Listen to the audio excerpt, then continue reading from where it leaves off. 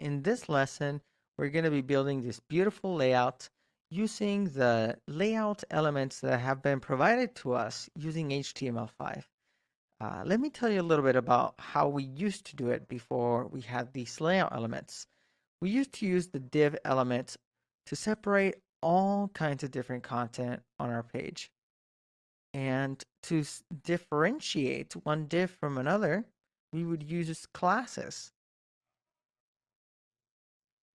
And you can do this today, but HTML5 has provided us tags for the most commonly used layout elements. So we're going to replace this div with the header element. In here, I'm just going to type header and let's see what that looks like. If you ever want to see what these look like without the styles, just feel free to comment out or remove this style right here.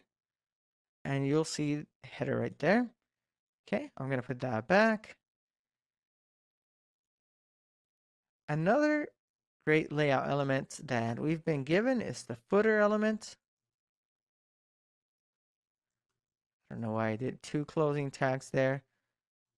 See what that looks like? Perfect. All right. Gonna type footer in here. And another great element that they gave us is the section element.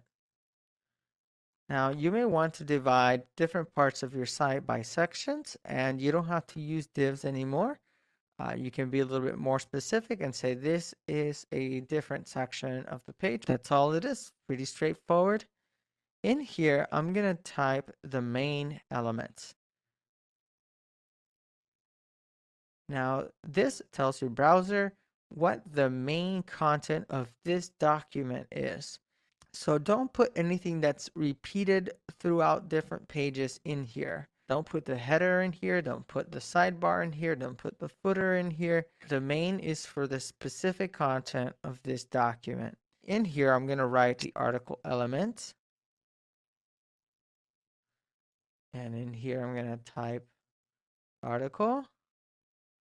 Let's see what that looks like. All right, there we go. I have an article inside my main element. I'm going to multiply this.